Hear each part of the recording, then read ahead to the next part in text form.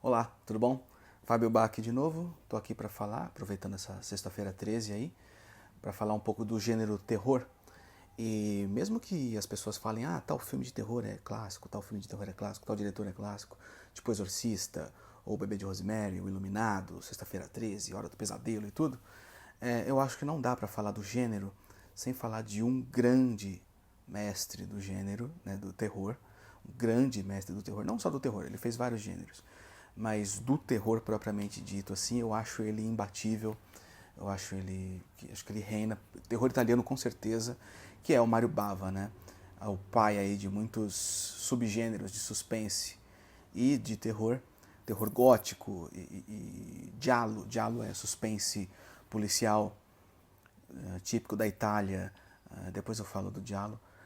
Ele fez muitos filmes épicos também, aqueles épicos populares da Itália, dos anos 40, 50, 60 ali, 50, 60 acho, que tinha Hércules, chegou a dirigir um filme do Hércules, Faroeste Spaghetti nos anos 60 e 70, enfim. Mas o Bava reinou plenamente assim no terror. Eu acho que o terror, como estudo de estilo e de estética e tudo mais, o Bava foi fundamental. Influenciou Dario Argento, influenciou Lucio Fulci, Martin Scorsese é grande fã dele, John Carpenter é grande fã dele. O filme O Ciclo do Pavor, quando foi exibido, Luchino Visconti, grande cineasta aí da história, aplaudiu o filme de pé, chamou de genial e tudo mais. Luchino Visconti, Fellini ama o filme também, O Ciclo do Pavor, Lisa e o Diabo, amava, né? Morreram todos. Mas enfim. Então o Bava é um grande cineasta aí, né? O Tim Burton é fanzaço dele, fanzaço, fanzaço, fanzaço.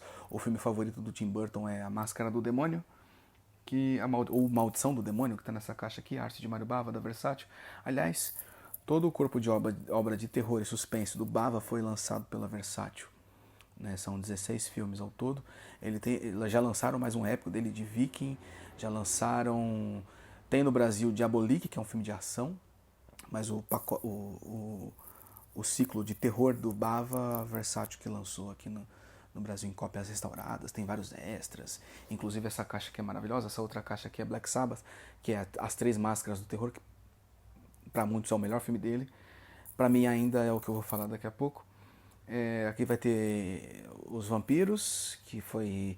Ele teve que substituir o Ricardo Freda, assim como o Kautik, que está nas caixas de ficção científica, também da Versátil, Kautik e o Planeta dos Vampiros, que são terror com gênero sci-fi, né? Mistura os dois.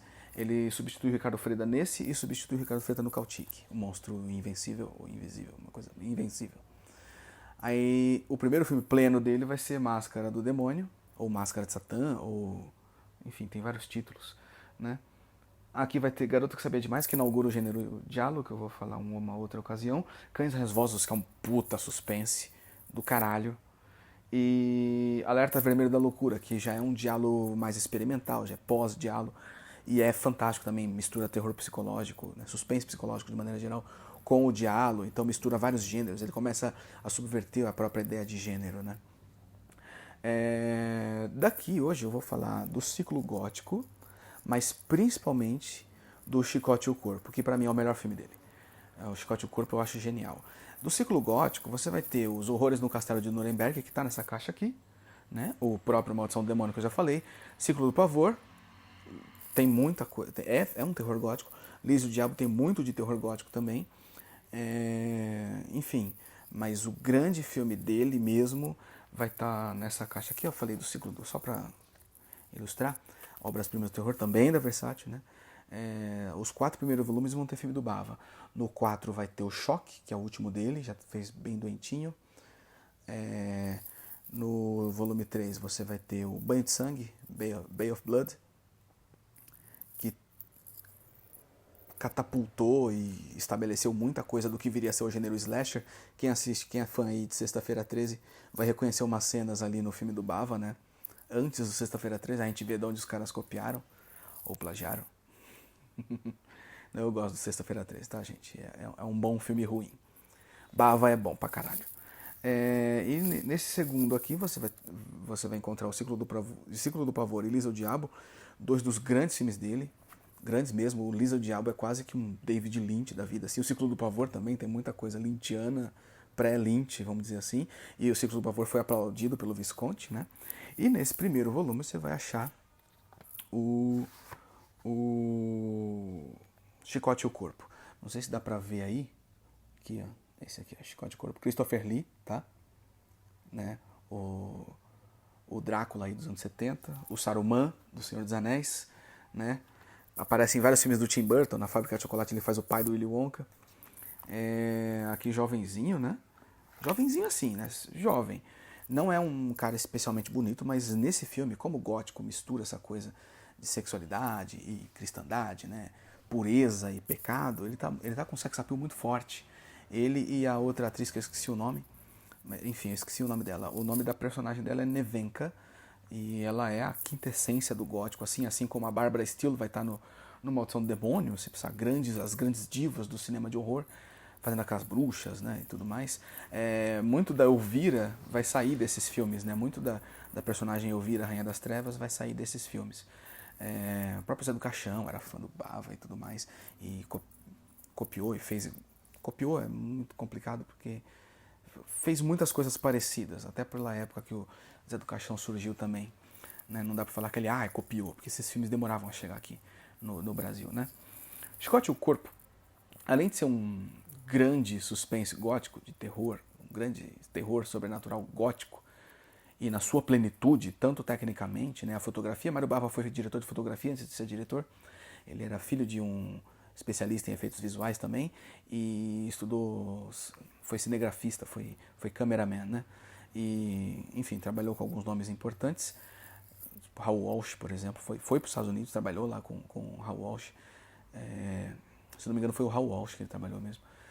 Enfim, e aí no Chicote do Corpo ele vai muito pro gótico, e aí nesse gótico, como ele é um grande diretor de fotografia, ele consegue fazer com que as figuras sejam quase que abstrações dentro do quadro, entendeu? Quase que a figura humana é quase uma flutuação do que viria a ser um fantasma. Ele não usa subterfúgios falsos demais de fantasma, ele usa simplesmente a fotografia. E nisso as composições de imagem são fenomenais. Tem uma cena de velório muito boa. O personagem do Christopher Lee faz um cara meio satânico, né? Ele tem essa questão cristã, Itália, né? Tem como essa questão católica, essa mitologia católica desse filho pródigo que retorna à casa de Deus, e o seu irmão Cristiano, o áudio desse filme aqui nessa coleção pelo menos está em italiano, e era muito comum a Itália redublar, mesmo os filmes falados em inglês eles redublavam, e aí esse filho pródigo retorna ao seio desse Deus, mesmo sendo o antagonista desse Cristiano, que é um nome autoexplicativo, não tem nem o que falar disso, e esse filho retorna, assassinado por uma adaga, porque ele foi acusado durante muito tempo, depois quando ele fugiu de casa, foi expulso de seu paraíso, vamos dizer assim, ele foi acusado de tentar a filha de uma das criadas lá, e ela foi assassinada com uma adaga em forma de cruz, aliás, né? Também tem essa coisa do fálico, né? O filme de terror traz a faca como um elemento fálico substituto, né? do sexo, ou da perversão. E nisso esse filho retorna. Essa personagem da Nevenka, ele conversa com ela está prometida ao Cristiano, ela é esposa do Cristiano, e nisso a Shibata vai falar de sadomasoquismo em 63, o filme é de 63, ele fala de sadomasoquismo, principalmente masoquismo no caso dela, e aí ele a chicoteia na praia, e depois eles transam, e depois que esse cara morre, o fantasma dele retorna, e ela começa a ouvir os barulhos das chicotadas de novo, e ele aparece novamente no quarto dela. E aí ele começa a eliminar essa família um a um, e aí é dado o apocalipse, vamos dizer, da humanidade representado nessa família. É um filmaço, esteticamente é uma obra-prima, não dá pra falar que a interpretação é muito exagerada, mas é exagerado, é típico do...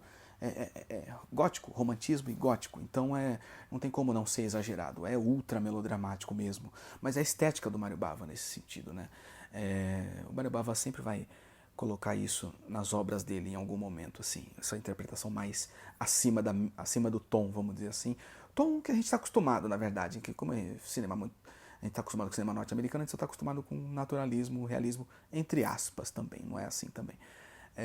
Mas ele vai pro tom acima, exagera e não tem por que não fazer isso, né?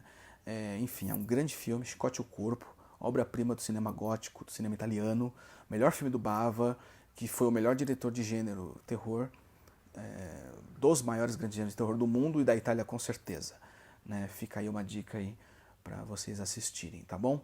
Grande abraço, boa sexta-feira 13, bom filme e enfim, é isso.